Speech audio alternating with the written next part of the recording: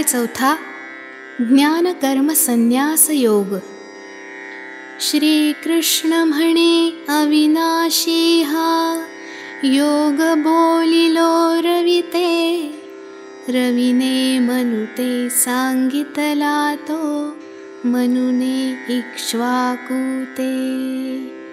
परंपरेने असा जाणिला अनेक राजर्षींनी, परी लोपला पुढे इथे बहु काळ लोटला म्हणुनी। की ते प्राणी जन्म पावुनी केवळ विषयासक्त, मूढ जाहले म्हणुनी विसरले आत्मबोध निभ्रांत। विवेक नाही न देखिलीही वैराग्याची शिव, सर्वतोपरी मोहात असा बुडुनी गेला जीव। पसरे साचा अज्ञानाचा इथे गाढ अंधार, पहा संप्रती कर्मयोग हा लोपुनी गेला पार।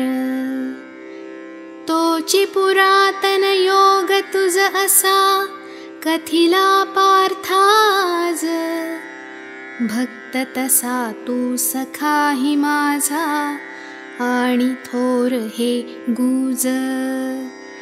रणघाईही तरी क्षणभरी तीही टाकुनी मागे, मजसी आधी अज्ञान तुझे दूर करावे लागे। असे परिसुनी पार्थ विस्मये पुसे द्वारकाधिपते, कल्पारंभी कसा वर्णिला तुची योग हा रविते।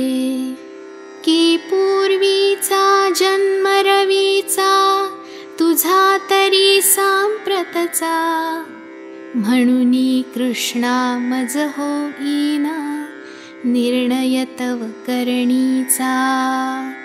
अनेक माझे तसे तुझेही जन्म होऊनी गेले, ते मी जाणे सर्व हरी म्हणे न तू जाणसी अपुले।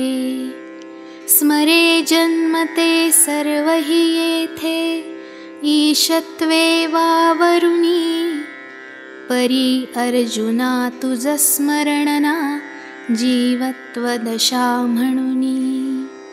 अजाविकारी जगत प्रभुतरी निज प्रकृती वेढून, माया योगे जगी संभवे जणु रूपाये ऊन। न मोडिता ती स्वतंत्रता निज धनंजया निस्संगी, अमूर्त असुनी पहा अवतरे जगात कार्या लागी। ज्या ज्या काली इथे भूतली होते धर्मग्लानी, अधर्म पसरे तदा अवतरे सगुण रूप घेवोनी।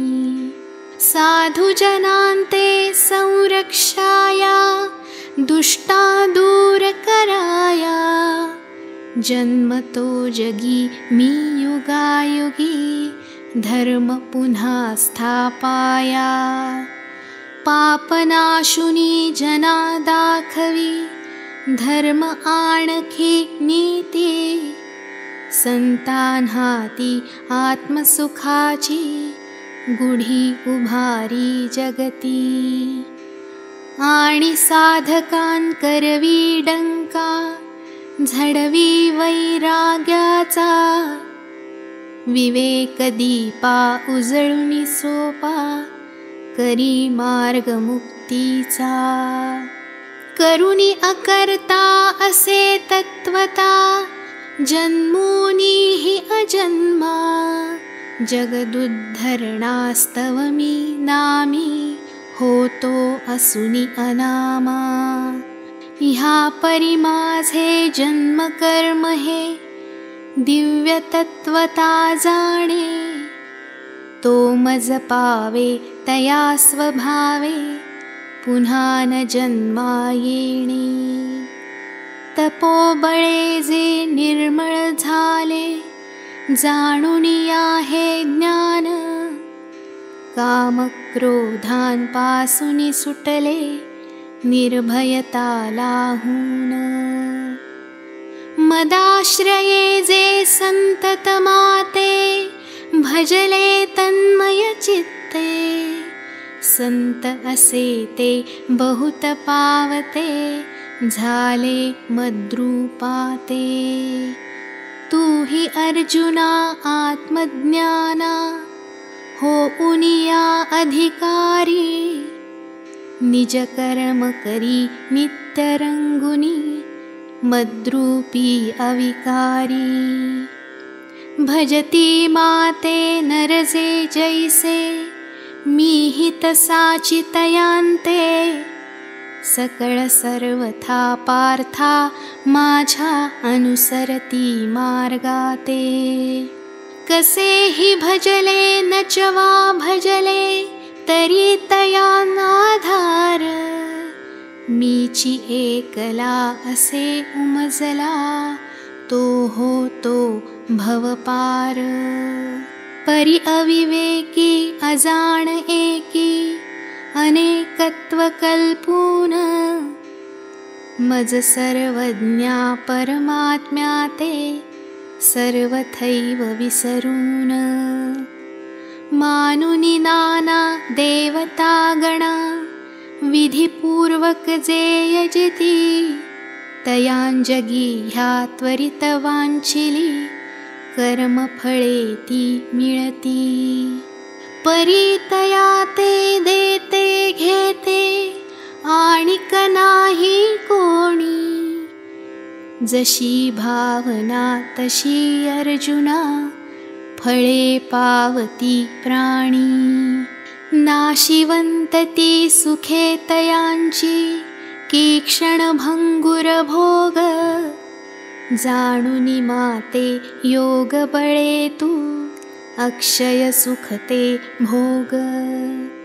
असे जाणते अलिप्त चित्ते, स्वकर्म जे आचरिती, जाणतयांते निश्चित होते, मद्रूपाची प्राप्ती। ती गुणकर्मे विभागुनी मी, वर्ण निर्मिले चारी, करी सर्व हे तरी तू पाहे, अकर्ताची अविकारी। ज्या जीवाचा स्वभाव जैसा, तसा तयाचा वर्ण, मुळात एकची परिगुण भेदे, चतुर्विध असे जाण। यथा वर्ण जे विहित कर्म ते, तया दिले नेमून, लोकसंग्रहास्तव सांगितले, तुझ हे विशद करून। कर्म मात्र ते नशिवे माते, कर्मफली न च आस, जाणे जो मज असा तयासी, न च कर्माचे भास। तत्व जाणुनी मुमुक्षुनीहि, पहा पूर्वकालीन, कर्मद्वारा मोक्ष साधिला, निर्मळ चित्त करून।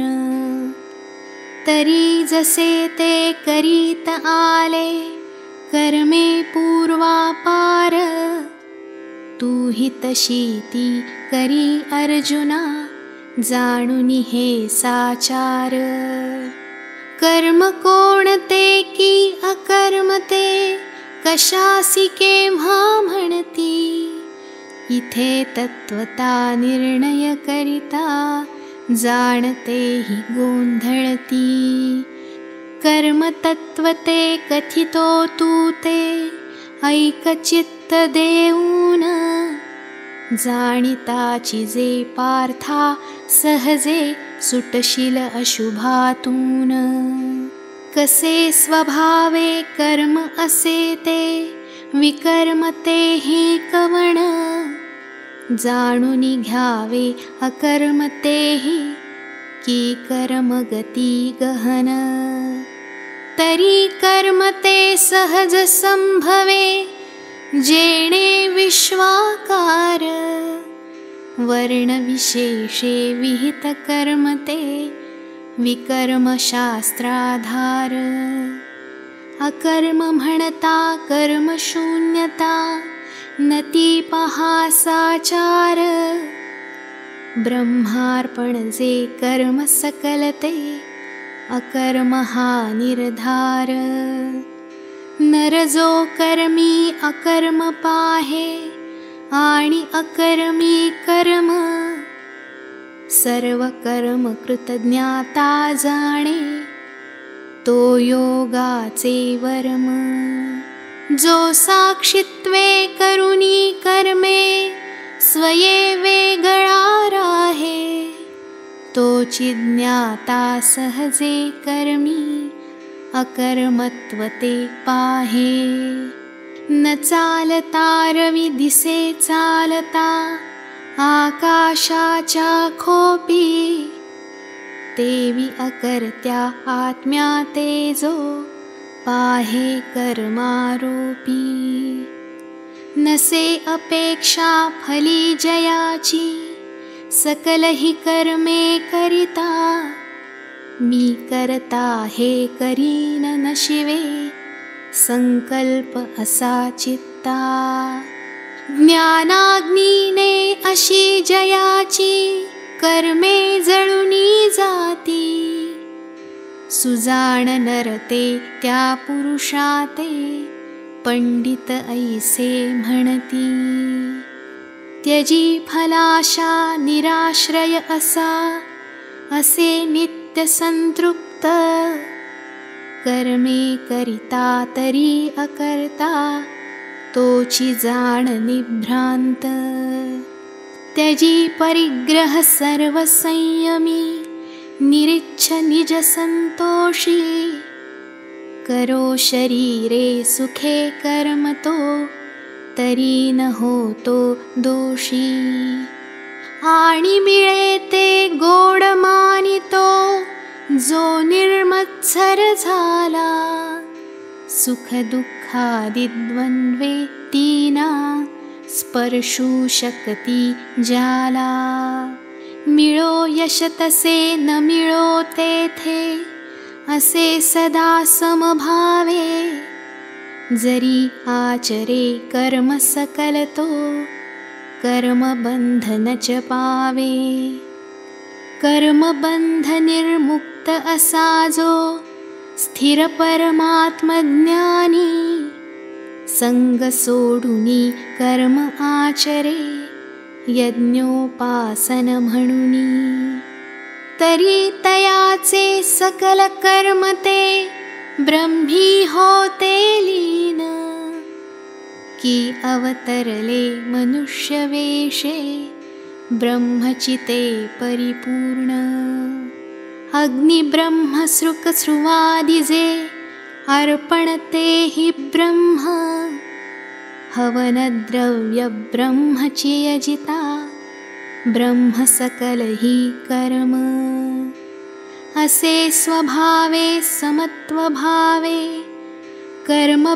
ब्रह्मचि होता तया ते गती ब्रह्मा परती नसे अन्यथा पार्था दुसरे कोणी योगी जनते दैव यज्ञ आचरिती अग्नींद्रादिक देव देवता पूजन भावे करिती आणि अन्यते ब्रह्माग्नीते प्रदीप्त करुणी तेथे सोहम भावे पहा जाळिती कोणी जीव दशेते सर्व इंद्रिये तशी होमिती कुणी संयमाग्नीत ते आवरिती प्रत्याहारे इंद्रिय वृत्ती वृत्ति त्वरित शब्दादिकते विषय होमिति कुणी इंद्रियाग्नीत विधिपूर्वक ते विषय इंद्रियान् देती सावधचित्त आत्मसंयमन योगाग्निकुणी ज्ञाने करुणी दीप्त ती प्राणेन्द्रियकर्मे सर्वहि पहाहोमिति त्यात योगे कोणी तसे जपतपे द्रव्य अर्पुनी कोणी ज्ञाने यजिती चियती व्रते प्रखर राखोनी प्राण अपानी पहाहोमिति तसा अपान प्राणी प्राणापान भ्रमण रोधुनी प्राणायामी कोणी नियताहारी कुणी होमिति प्राणचितो प्राणात असे यज्ञविद सर्वहि होती यज्ञे पाप विमुक्त असो सकळ हे याज्ञिक पाहे मोक्ष कामना चित्ती धरुनी अविद्या जात जाळुनी राहे जे यज्ञांती समत्व भावे जिथे संपते यजिता यज्ञ विधान अनादि सिद्ध स्वभाव शुद्ध द्वैत विरहित ज्ञान तेची सेविती अमृत पावती म्हणून शाश्वत ब्रह्मनिष्ठते ह्यास्तव होते ब्रह्मार्पण तत्कर्म परिजन्मुनी संयमनाग्नि न सेविती अविवेकी श्रेयतयांते न च ह्यालोकी मग कोठुनी परलोकी असे यज्ञ हे अनेक पाहे माया ब्रह्मी होती कर्मज सारे असे जाणुनी पावशील तू मुक्ती द्रव्य यज्ञ जो त्याहुनी बरवा ज्ञान यज्ञ कल्याणी सर्व कर्म ते समाप्त होते पार्था आत्मज्ञानी स्वये विसरती विषय संगती जिथे इंद्रिये सर्व मन हारपते जिथे संपते बुद्धीची ही धाव प्रवृत्ती झाली लुळी पांगळी तर्क आंधळा ठरला विवेकासवे वैराग्याचा पांग सर्वथा फिटला बोल थांबती जिथे पावती सर्व साधने तृप्ती न पाहता ही सहजे होई आप आपणा भेटी तेची पांडवा करुणी सेवा संतान लागी पुसावे विनम्र भावे तरी स्वभावे सांगतील तुझ बरवे संत विवेकी सत्प्रदीपकी चिद्रत्नाची खाण शांती सुखाची ब्रह्मरसाची मूर्ती ओतिली जाण ते स्वानुभवी वैराग्य रवी प्रसन्न होऊनी पूर्ण सच्चिष्या ते कृपा कटाक्षे देती आत्मज्ञान ज्ञान पावता संकल्पांतुनी सुटेल सहजे चित्त म्हणूनी भारता पुन्हा न ऐसा गुंतशील मोहात ज्ञाने येणे संपूर्णपणे पाहशील आत्म्यात भूतमात्र ते आणि मागुते तसेची मद्रूपात। अखिल पातकी जनात जरी तू थोर पातकी अससी, ज्ञानरूप ही नाव घेऊनी पाप सकल ते तरसी। प्रदीप्त अग्नी जसा जाळुनी टाकी काष्ठे पूर्ण, ज्ञानाग्नि तसा भस्मसात करी सर्व ही कर्मे जाण। ज्ञानासमते नसेची दुसरे पवित्र की ह्या जगती, यथा कालते अंतरी स्वये योगी जन अनुभविती। ब्रह्मनिष्ठतो ज्ञान पावतो तत्पर संयमशील, परम शांती मगती मिळवाया तया न लागे वेळ। नसे जयाची श्रद्धा ब्रह्मी जो मंदमती मूढ, स्वहित न चकळे जया न उकले मायेचे हे गूढ।